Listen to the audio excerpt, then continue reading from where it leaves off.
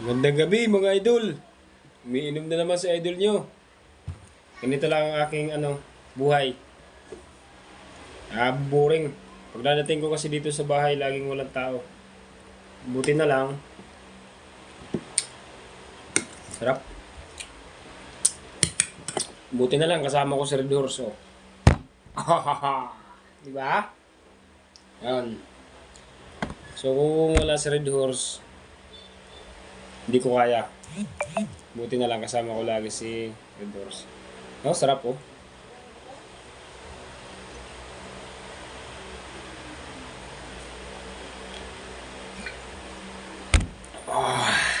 Sarap. Dating oh, tingnan nyo naman oh. Pakita ko sa inyo yung aming munting tahanan. Napakatahimik oh. Yan. Wala nga tao gabi na. May pulutan pa yung kamay ko. Ako pa lang dito kasi mamaya pa yan si Mrs. darating.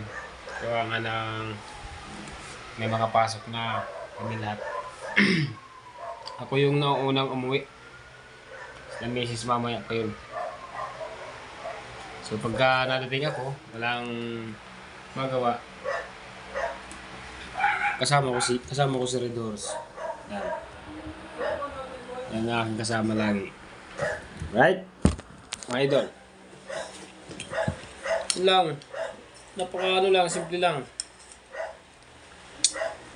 Mas masarap nga mag-inom na ikaw lang mag-isa kasi wala kang kumbaga sip na sip ka. Ikaw lang mag-isa. Pagka gusto mong uminom, bibili ka ulit. Pagka nakontento ka naman, tutulog ka na. Diba?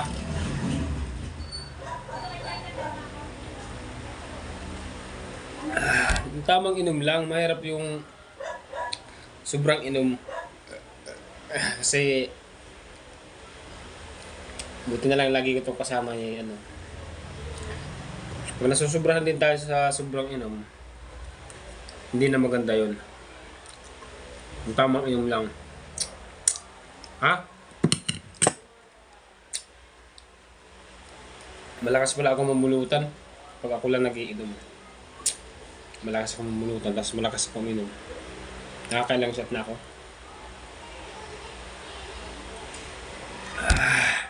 Rap. Shout out dyan sa lahat ng mga tropa ko. Kay Pare Kubi. Driver dyan sa Bulacan. Mataling kaibigan ko dyan. Shout out sa'yo pare. Ingat ka lagi sa biyahe mo. Kaya to Derwin from... Saan ba yan? Saan ba yan?